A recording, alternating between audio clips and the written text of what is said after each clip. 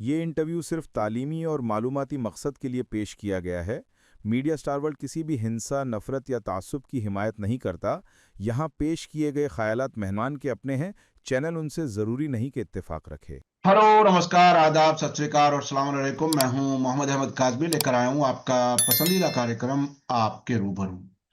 अभी 2 हफ्ते हुए हैं, तकरीबन 2 हफ्ते से कुछ ज्यादा। आज 20वां दिन है जंग को।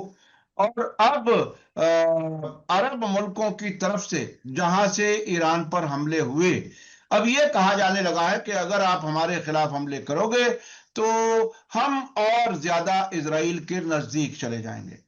अब से पहले, और यह आवाज आ रही है यूएई से, जिसे अब इजराइल नंबर 2 कहा जाने लगा है अरब मुल्कों के दरमियान, जिनसे शिकायत खुद सऊदी अरब को है। सऊदी अरब के खुफिया के सरबरा, साबिक सरबरा ने कहा था कि इस पूरे इलाके में अरब मुल्कों को कमजोर करने के इजरायली प्रोजेक्ट को मुकम्मल करने में यूएई काम कर रहा है। वही सूडान में, वही सोमालीलैंड में, वही कहां कहां, हर जगह इसराइल के प्रोजेक्ट को आगे बढ़ा रहा है। अब वहां के प्रेसिडेंट के सलाहकार अहमद गरगाश, उन्होंने ये कहा है, अनवर गरगाश, उन्होंने कहा है कि साहब हम इसराइल के नजदीक चले जाएंगे, इसराइल बचेगा तो नजदीक चलेंगे। ये सब ऐसे इश्यूज हैं। खुद सऊदी अरब से भी धमकी दी गई है, अगर हमले ना रुके ईरान की तरफ से हमारे खिलाफ तो हम मजबूर हो जाएंगे ईरान से जंग लड़ने के लिए।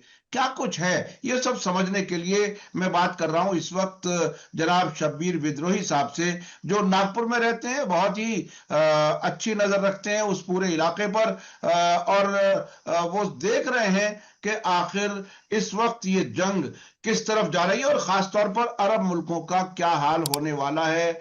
ये बहुत बड़ी तब्दीली के कुछ इशारे आ रहे हैं। शब्बीर अहमद विद्रोही साहब, वेलकम है आपका। मीडिया स्टार वर्ल्ड को आप वक्त दे देते हैं, उसके लिए बहुत बहुत शुक्रिया।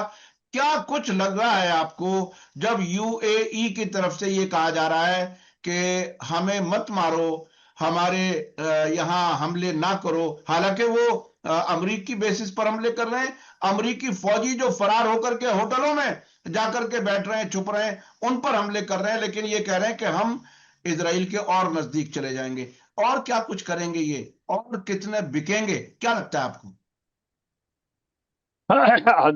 आजमी साहब, पहले तो आपको और आपके दर्शकों को आदाब अर्ज कर लूं और फिर आपके सवाल की तरफ आता हूं। आपका सवाल है कि अगर ईरान जो है, यूएई और सऊदी वूदी जो जहां अमेरिका के फौजी अड्डे हैं, अगर वहां हमला बंद नहीं करता है तो हम इजराइल के करीब जाएंगे। दुश्मन को अपने आंगन में लाकर बिठा चुके हैं। हम्म। ये उनके गोद में पहले से ही जा चुके हैं। हम्म। अब इस तरह की बात कर रहे हैं। देखिए, इस मामले में मैं बड़ा साफ कह दूं, अभी तक की खामोशी के भी 3 राज हैं। हम्म। जबकि आपने देखा होगा कि जंग शुरू होने से पहले कहा गया था कि सऊदी के सुल्तान गए थे और जाकर के उन्होंने कहा था, सलमान साहब ने क्या नाम, ट्रंप से, कि ईरान पे हमला करो। हम्म। ये हम्म। बातें चारों तरफ फैली थी, अखबार की न्यूज में भी थी, जी जी। समझिए। जी। उसके बाद हम लोगों ने एक कार्यक्रम भी किया था, याद होगा आपको बिल्कुल अच्छे बिल्कुल। ढंग से। अब सवाल क्या है, आप ये बताइए कि दुश्मन का दोस्त दुश्मन नहीं होता है क्या? बिल्कुल। भाई, तुम इजराइल के अमेरिका, आज इजराइल और अमेरिका दोस्त है, हम्म। और अमेरिका आज तुम्हारा भी दोस्त है और इजराइल का भी दोस्त है। हम्म। तुमने अपने यहाँ उसका बेस बनवा दिया है और उस बेस से हमारे मुल्क पर हमला हो रहा है। हम्म। हमारा पड़ोसी अपना छत दे दिया है मेरे आंगन में पत्थर फेंकने को, तो हम्म। हम पड़ोसी को दोस्त समझे कि दुश्मन समझे? बिल्कुल, बहुत ही और बहुत ही यही सादा नहीं, जबान में, बहुत ही सादा जबान में आपने ये बात सोचिए, कही। बिल्कुल बिल्कुल। हाँ, तो मेरे आंगन में मेरा पड़ोसी अपना छत दे दिया दुश्मन को, कि फेंको, हम्म। और उसको हम अपना दोस्त समझे कि दुश्मन समझे? ये दुनिया सोच ले और देख ले। हम्म। दूसरी चीज, ईरान ने कभी भी धोखा नहीं दिया। हम्म। ईरान ने तो ऐलान किया कि आप इन्हें भगा दीजिए, हम जंग छोड़ देंगे, हम आपके ऊपर बारिशें नहीं करेंगे। लेकिन जब तुम्हारे बेस से हम पर हमला होगा तो उस बेस को तबाह हम करने जरूर आएंगे। और ये जंग के नियम में भी है, अखलाकी नियम में भी है, शरई एतबार से भी है, इस्लामी जंग के तरीके में भी है। हमने पहले वार नहीं किया, हमने पहले वहां से आने वाले वार को देखा, उसके बाद वार किया।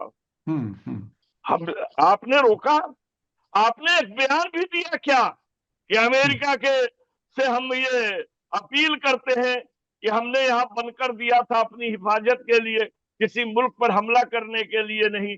आप हमारे देश का इस्तेमाल कर रहे हैं, आप अपना ले दे करके जाइए। इस तरह बोला क्या?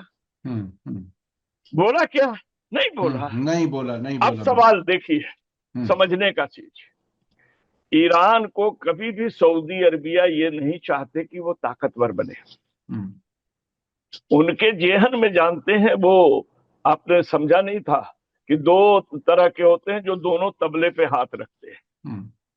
उन्होंने ये सोचा कि ईरान पर हमला हुआ खाली इसलिए ये सऊदी और जिसको गल्फ आप कहते हैं खामोश है। उसके 3 रीजन है। पहला रीजन ये है कि वहां की आवाम ईरान के साथ है, वो लोकतंत्र नहीं है, बादशाहत है। रियाया जो है वो ईरान के साथ है, और राजा जो है वो दोनों तबले पर हाथ रखे हुए हैं। वो ये चाहते हैं अमेरिका जीतेगा तो भी मेरा, और ईरान जीतेगा तो जाके हमसे नमस्कार कर लेंगे, सलाम अर्ज कर लेंगे, आदाब अर्ज कर लेंगे, और कुछ गिफ्ट दे देंगे, नुकसान की भरपाई के लिए कुछ बात कर लेंगे, ईरान हमारा हो जाएगा। क्योंकि ईरान जिंदगी भर का दुश्मन केवल विचार को मानता है, इंसान को नहीं मानता। ईरान ये मानता है कि आदमी के इरादे बदल सकते हैं, और जब तक इरादा नहीं बदला है तब तक वो इंसान दुश्मन है। क्योंकि उसके इरादे ने, क्योंकि पिछला जंग के बाद उसने बातचीत की बात की। अभी भी आपको बता दूं, जो हमारे जो सेना के जो प्रमुख थे, लाजानी क्या नाम था उनका? लारीजानी, अली लारीजानी, जो सिक्योरिटी सरबराह थे। जी। उन्होंने भी एक तरफ से इशारा किया, छोड़ो बात के तरफ बढ़ने के लिए बात की थी बहुत पहले। तो जो लोग समझौतावादी थे उनको तुम मारते चले गए। अब तो जो असलहों की बात जानते हैं, जो हथियारों के भाषा समझते हैं, अब उनके हाथ में ईरान आ गया है। ईरान तो अब ये मान लिया है कि जीना है तो शान से, नहीं तो मिट जाएंगे निशान से, ये तय कर लिया है। तुम वहां गए थे सत्ता बदल करके तेल को अपने हिस्से में लेने के लिए, लेकिन आज ऐसा हो गया कि जैसे लोग नहीं कहते, जिस पर बड़े तरमीम भी होते हैं। अब पहला पुराना शेर है कि दिल का सीना, दिल के फफोले जल उठे सीने के दाग से, घर को ही आग लग गई घर के चिराग से। और इसको जो है मजाहिया में लोग बदल देते हैं कि चूहा ले गया चिराग अपने दिमाग से, और चूहे की क्या जल गई बत्ती के आग से। ये समझे कि ईरान 1 हफ्ते में खत्म हो जाएगा, आ जाएगा टेबल पर, लेवल पर, हम बात कर लेंगे। लेकिन अल्लाह का करम है, रमजान के महीने में इसने हमला किया, और जो सोच कर इसने हमला किया वो बड़ा अजीब सा हो गया। अजीब सा ये हाल हो गया कि आज जो सुपर पावर था, नाटो भी उसे दुदकारने लगा है। यही नहीं, काजमी साहब, सऊदी ओदी में हिम्मत नहीं है ईरान पर हमला कर दे। वजह सुन लीजिए, आज अमेरिका की सेना खुद अमेरिका के जहाज को आग लगा रही है कि रहेंगी तो ये हमको लड़ने को भेजेगा, और हम जाएंगे तो मारे जाएंगे, और हमारे देश की लड़ाई नहीं है। अब्दुल्ला दूसरे की शादी में अब्दुल्ला दीवाने की बात किया, जो बिन जाउन जो था आपका नेता वो क्या कर रहा था? वो तो 40 साल से इंतजार कर रहा था कि कोई बेवकूफ पागल सनकी आए जिसको हम पटा करके ईरान पर हमला कराएं और अपने ग्रेटर इजराइल का सपना पूरा करें।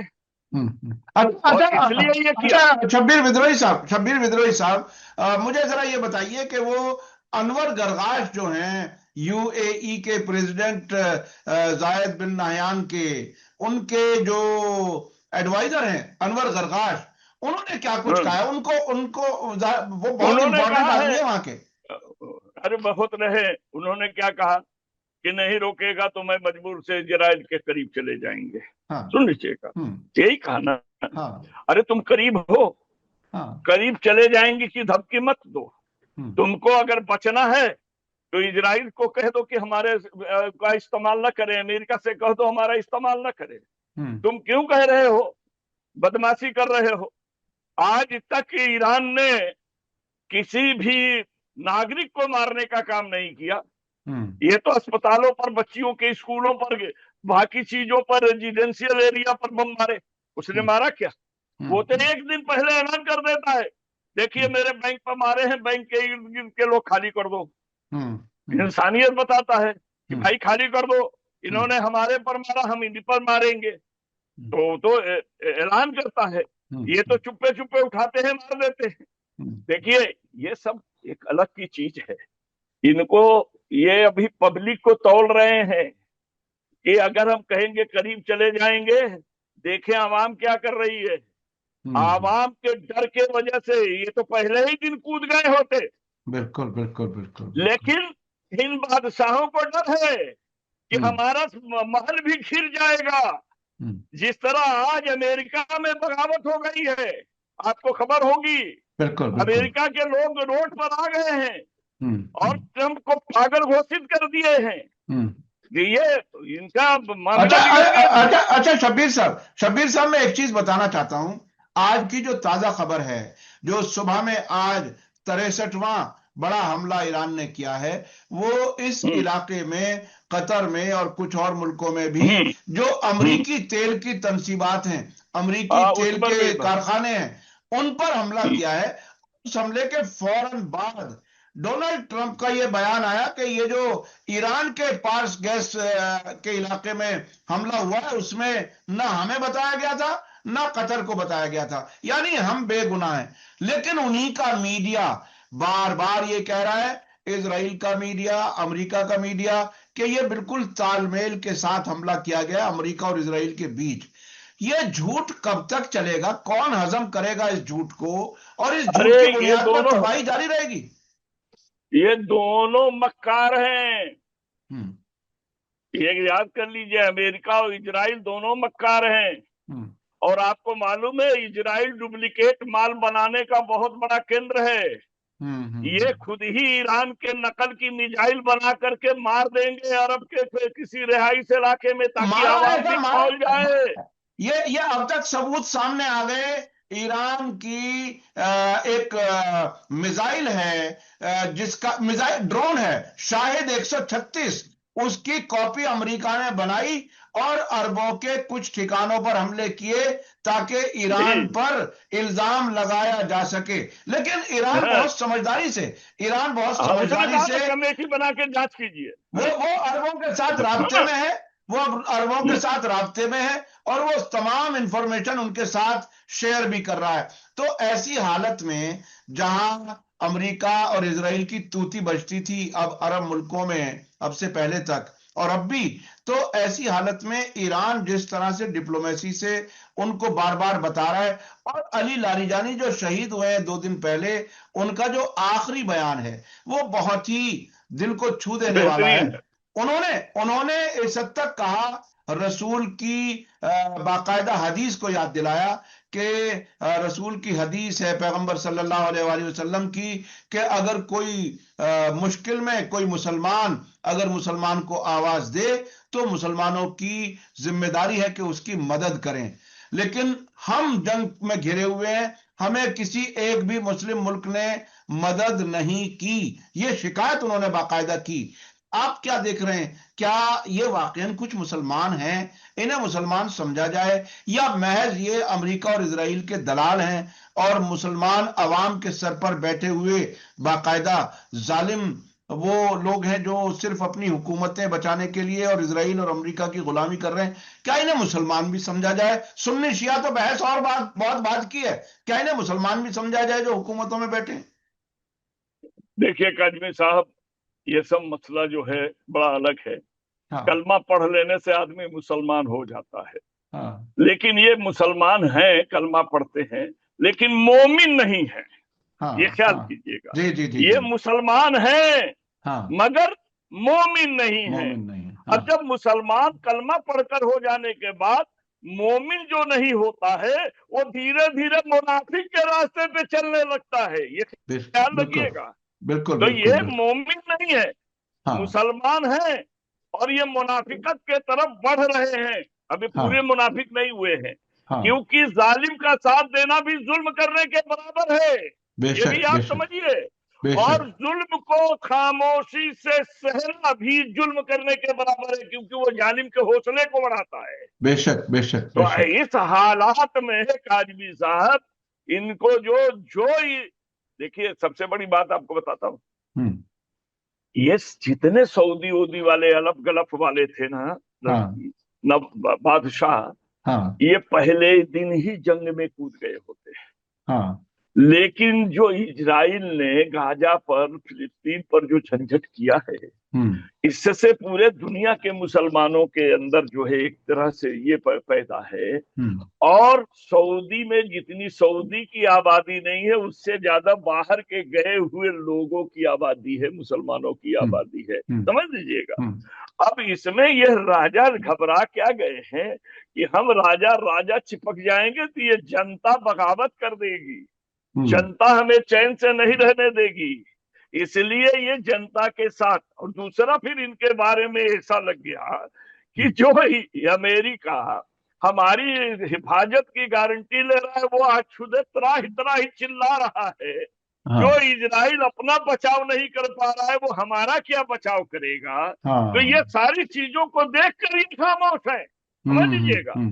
ये तो केवल मुंह से, आप देखे हैं ना, कभी कभी जो बेहया होते हैं उनको आप मारते रहिए तो बोलते हैं मैं चुप हूं, मैं चुप हूं इसलिए कि थोड़ा सोच रहा हूं, नहीं तो मैं इससे ज्यादा मारूंगा, इससे उतना मारूंगा, समझ लीजिएगा। हाँ फलाने पकड़ते नहीं तो मार देते। तो ये तो चिल्लाना उनका काम है। हाँ। चिल्ला करके वो बताना चाहते हैं जिन जालिमों के दोस्त हैं, उन जालिमों को, कि हमने वार्निंग दी है, लेकिन हम्म इनकी हिम्मत नहीं है। ये केवल अपना जमीन दे दे करके हमला करा सकते हैं, ये हम्म अपनी मिलिट्री नहीं उतार सकते, क्योंकि हम्म। मिलिट्री में इन बादशाहों के घर के लड़के नहीं हैं। अगर बिल्कुल। वहां की फौज भी अगर है, तो वो वहां के रिहाइश में रहने वाले लोगों की फौज है, जो उस नौकरी कर सर रहे सर उस हैं। फौज में भी, उस फौज में भी भाड़े के सिपाही हैं। कोई सूडान हाँ, का है तो कोई पाकिस्तान हाँ, का है तो कोई हम्म, दूसरे मुल्कों के हैं। वो बिल्कुल बाहर के हम्म, मुल्कों से जैसे नौकरी पर लोग हम्म, आते हैं, उस तरह से उन्होंने हाँ, फौज बनाई हुई है। अच्छा, मैं आपको हाँ, एक चीज याद दिलाना चाह रहा हूं अपने दर्शकों को कि आपने जैसे कहा कि ये मुसलमान हैं लेकिन मोमिन नहीं है। सही है। जब 2 साल की ये जंग हो रही थी गाजा में, जिसमें कत्लेआम फिलिस्तीनियों का किया गया, उस दौरान जब उनकी मदद के लिए यमन के अंसारुल्लाह ने ये रेड सी बंद किया, बाबल मंदब बंद किया, तो इसराइल को, अमेरिका को, इनके तमाम जहाजों को वहां से जाने से रोका गया। तो यूएई, सऊदी अरब, जॉर्डन, इन्होंने बाकायदा अपना जमीनी रास्ता खोला कि आप इस हम्म, रास्ते से ट्रकों के जरिए अपने यहां सामान ले जाते रहें। तो ये, और हाँ। उसी तरह से दिया, तुर्की। रास्ता बनाकर भी दिया, उसमें बिल्कुल से खुद बिल्कुल। एक नया रास्ता बना के दिया। रास्ता बना करके दिया। उसी तरह से तुर्की से हाँ, भी सामान आता रहा। तुर्की से भी दर्जनों जहाज आते रहे सामान सप्लाई पहुंचाने के लिए। गाजा के लोग आज भी भूखे हैं, आज भी उनकी जरूरतें पूरी नहीं हो रही हैं। आपको क्या लगता है इस जंग के आखिर आखिर तक जाते जाते फिलिस्तीनियों को क्या कुछ मिलने वाला है? आपका क्या अंदाजा है, क्या क्या हो सकता है? देखिए, अल्लाह आलम बासबाब, अल्लाह ही सब कुछ जानता बेशक। है। और ये मान कर चलिए हम्म कि जो भी कोई ईरान की मदद कर रहा है, हम्म वो तवक्कुलिल्लाह कर रहा है, हम्म अल्लाह के जरिए करना चाहता है, और अल्लाह कराएगा। इसका हम्म एक बात तो याद कर लीजिए, हम्म क्योंकि ईरान जंग में कूदा नहीं, हम्म ईरान को जंग में घसीटा गया। आओ, हम्म हम्म आओ। हम्म तो हम्म भाई, जिसके ऊपर आप हमला करेंगे, वो तो अपने बचाव के लिए आएगा ना। हम्म हमला करने वाला कसूरवार होता है, बचाव करने वाला नहीं। और हमने आपसे पहले ही कहा था, ऑफेंस जो है आजकल सबसे बड़ा डिफेंस बन गया है, समझ लीजिएगा। लेकिन आज की हालात में ईरान के प्रति नाटो ने जो चीज किया, आप याद कीजिए, ये भी अल्लाह के तरफ से है, ये हाँ, मानकर चलिए, नहीं बिल्कुल। तो वो तो कूद जाते हैं। और उसमें भी आप देखिए कि सब्र का इम्तहान होता है, लेकिन सब्र से जो ताकत मिलती है, जो कुरान ने कहा इन्नल्लाहु मस्साबिरीन, अल्लाह सब्र करने वाले के साथ है। देखिए, ये सोचे कि बड़े नेता मार देंगे तो सब आ जाएंगे रोड पर, अब आ जाएंगे, सत्ता बदल जाएगी। लेकिन अल्लाह के करम से खुमैनी साहब ने इसमें 4 श्रेणियां बना दिया, और जितना उन्होंने बड़े नेता को मारना शुरू किया, उतना उसमें एकजहती बढ़ती गई, बिखराव हटता गया, समझ लीजिएगा। बिल्कुल। अब तो जो यहाँ छोड़कर भाग के अमेरिका गया है, जिसको वो बनाना चाहता है यहाँ का सरबराह ईरान का, वो खुद घबरा गया है कि ये बनाकर आएंगे, आवाम हमें मिटा देगी, समझ रहे हैं कि नहीं। वो अब उनको कहिए तो वो भी अब तैयार नहीं होंगे, ये नोट कीजिए। फिर उनको लगा कि देश में अफरा तफरी मच जाएगा, लेकिन उन्होंने ये नहीं देखा कि ईरान की सरजमीन है, और इस सरजमीन के में हक के लिए नबी के नवासे कुर्बानी देते हैं, तो यहाँ की आवाम कहाँ रुकने वाली है। ये तो हमेशा हक और हक पर है ईरान। ये आपने जो बात याद दिलाई, देखिए, मैं अपने दर्शकों को, नाजरीन को बताऊं कि सुप्रीम नेशनल सिक्योरिटी काउंसिल के सरबराह अली लारिजानी और वहां के इंफॉर्मेशन मिनिस्टर इस्माइल खतीब और कई कमांडरों की शहादत के बाद जो आज बयान आया है आयतुल्लाह मुज्तबा खामेनेई का, उन्होंने कहा कि हमारे लीडर्स को मारने से मुल्क कमजोर नहीं होता बल्कि और मजबूत होता है। इसी तरह से ईरानी फौज ने भी इस किस्म का बयान दिया है कि हमारे कुव्वत इरादी में कोई कमजोरी नहीं है, हम इसी तरह से लड़ते रहेंगे। ऐसी हालत में अब देखिए, एक चीज है बहुत सोचने समझने की, गौर करने की। इस वक्त इन तमाम अरब मुल्कों में अमरीकी फौजी अड्डों को तबाह किया जा रहा है लगातार, और मेरा समझना यह है कि ईरान हर बार हमले के बाद यह देखता है कि कितना नुकसान हुआ और कितना नुकसान अभी और हमें करना है, फिर वो रिपीट करता है हमले। तो ये जो अरब मुल्कों की जो अगर वो कोई अपनी ताकत समझते हों, तो वो ताकत यह थी कि अमेरिका की फौजी अड्डे वहां पर मौजूद थे। आपको याद होगा, ट्रंप ने पहले दौर में कहा था कि अगर एक हफ्ते हम इनको सिक्योरिटी ना दे तो हुकूमतें गिर जाएंगी। तो वो तो सिक्योरिटी तो खत्म हो गई अमेरिका की। अब ये अरब हुकूमतें और अरब अवाम के बीच में एक तरह से खुला मैदान होने वाला है। आपको क्या लगता है आगे आने वाले वक्त में क्या होगा? देखिए, मैं बताता हूं, सऊदी में जो छोटे मोटे कुएं के मालिक हैं, ये मालिक हैं, तेल के व्यापारी हैं, उद्योगपति हैं, वो अंदर अंदर इतने खुश हैं कि हमें अमेरिका की गुलामी से आजादी मिलने वाली है, ये वो मान रहे हैं। क्योंकि उनके जेहन में ये बात आ गई है कि अब अमेरिका की दादागिरी नाटो ने इनकार कर दिया, अब दुनिया भी नहीं सोचेगी। और आप ये देख लीजिएगा, इस जंग के बाद जो ब्रिक्स की मीटिंग होने वाली है, समझ लीजिएगा, और जो और भी कई मामले की मीटिंग होगी, एक नया जो है आर्थिक व्यवहार के लिए नए डॉलर का ऐलान होने वाला है, चाहे वो रशियन हो या चीन का हो या कहीं का हो। एक नई केंद्र बनेगी, व्यापार केंद्र, और जो है पूरे दुनिया में चलने वाला है। और ये आप नोट कर लीजिए कि जो अभी पानी के रास्ते को ईरान ने बंद किया था और उसने केवल अमेरिका और दुश्मनों की जहाजें रोक दिया, बाकी को जाने दिया, तो इससे भी दुनिया में एक हलचल मची हुई है कि जब ये आज उनको भी जरूरत थी अमेरिका से टकराने वाले आदमी की, ये आप भूल जाइएगा, वो भी अंदर अंदर सते थे कि ये साला गुंडागिरी करता है, दादागिरी करता है, किसी पर भी टेरिफ का, किसी पर भी नाटक का।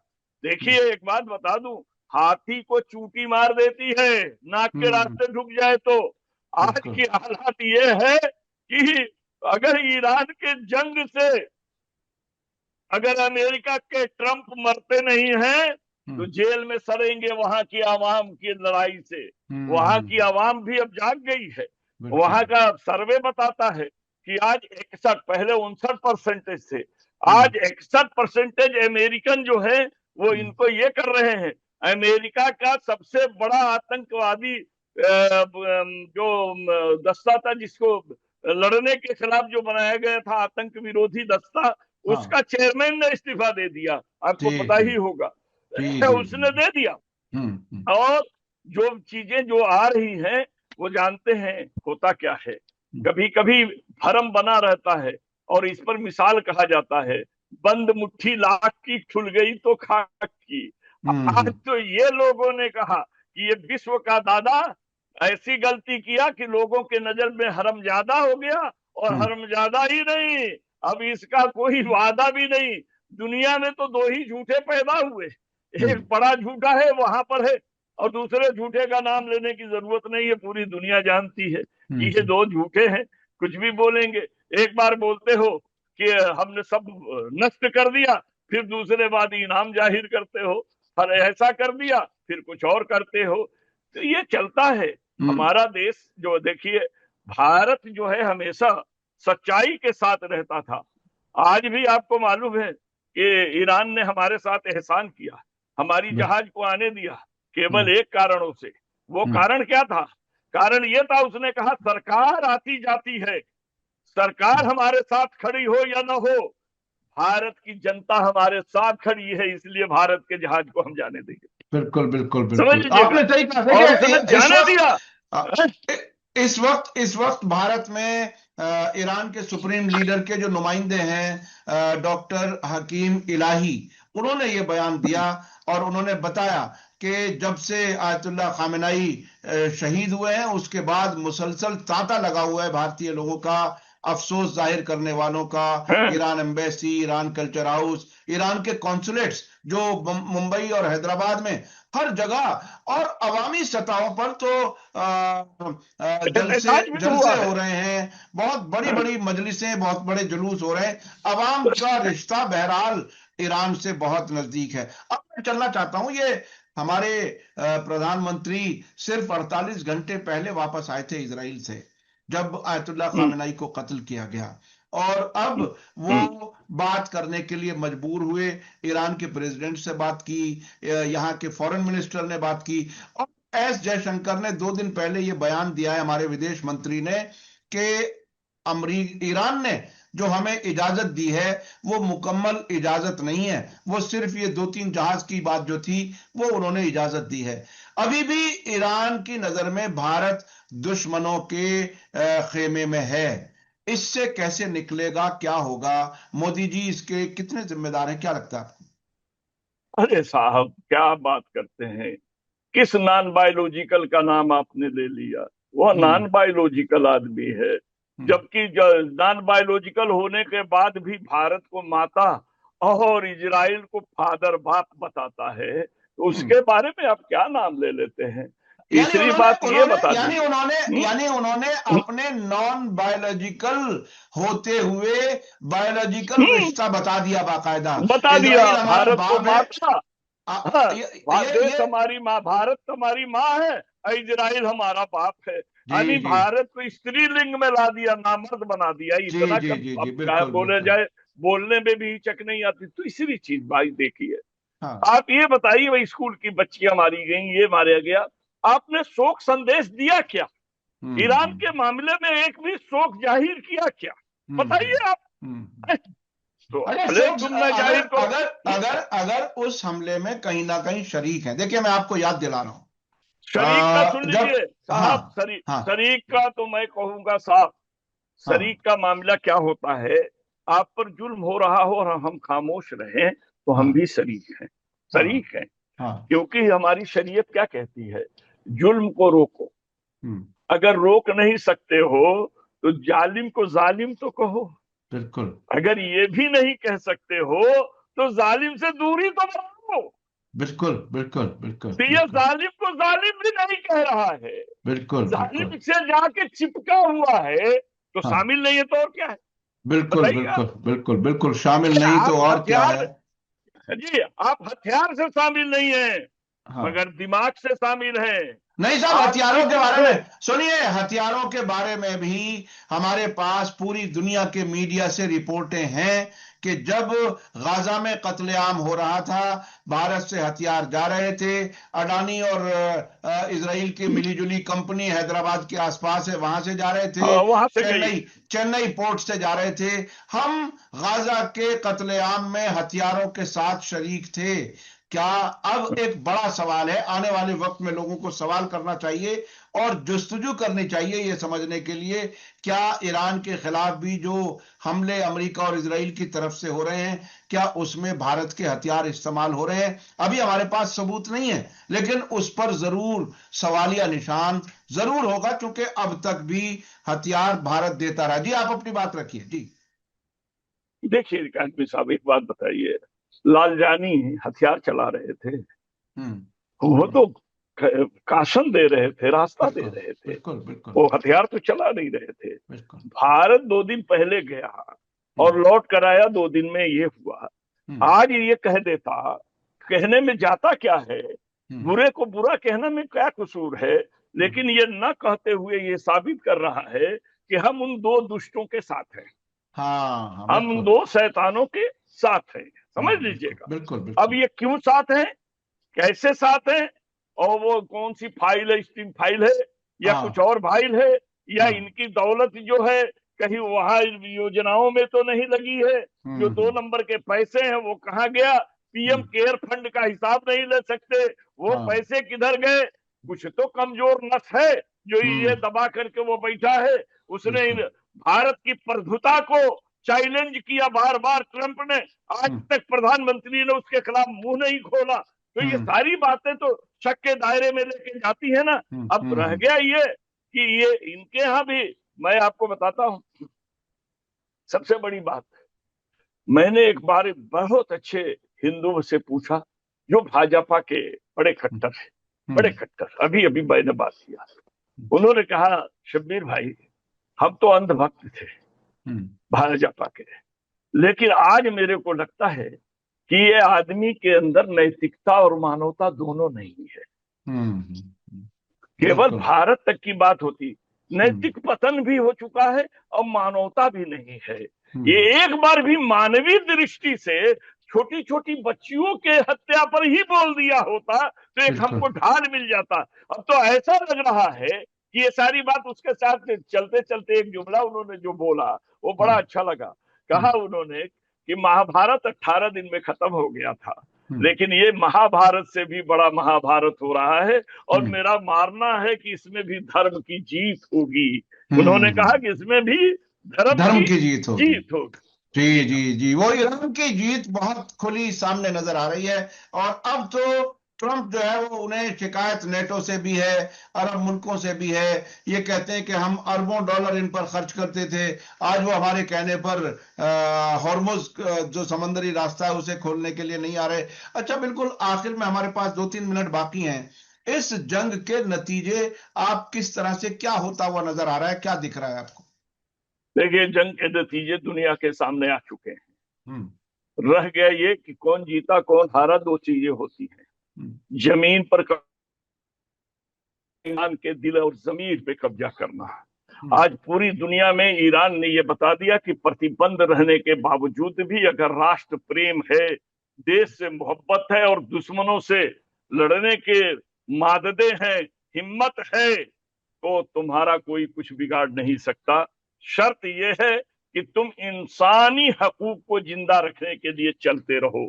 आज ईरान जंग जीत चुका है, चाहे वो जमीनी हो या कुछ भी हो। इखलाकी जंग जीत चुका है, एतमादी जंग जीत चुका है।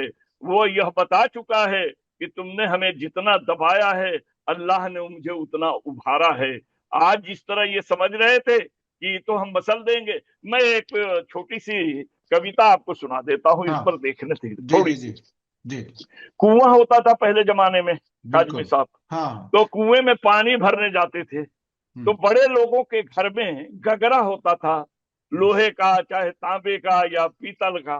हाँ गरीब लोगों के घर घर में मट्टी की गगरी होती थी। हाँ तो एक दिन दोनों, गगरी भी एक तरफ से और गगरा भी एक तरफ से, पानी भरने के लिए कुएं में गया। गगरा वाला सोचा कि हमारा तो पीतल का है, साला एक झटका इधर उधर रस्सी हिलाओ तो उसकी गगरी फूट जाएगी।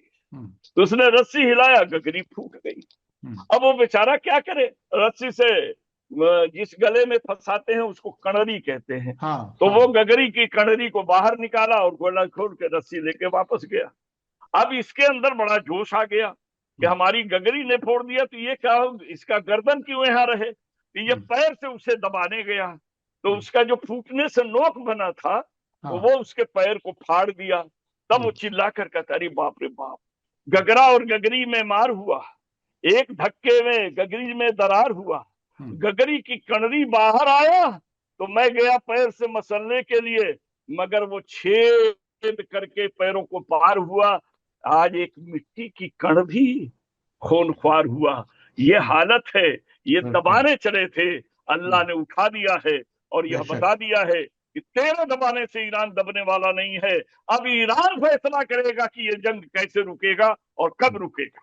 बेशक बेशक, यकीनी तौर पर। और ये बात ईरान की तरफ से बार बार पहले भी कही गई और आज भी कही जा रही है, जंग शुरू आपने की है, खत्म करने का हम फैसला करेंगे। और हम जब तक लड़ेंगे, इजराइल की फौजी ताकत खत्म हो जाए, हम अमेरिका से बात नहीं करेंगे। ये बहुत ही खुल करके उनकी तरफ से है।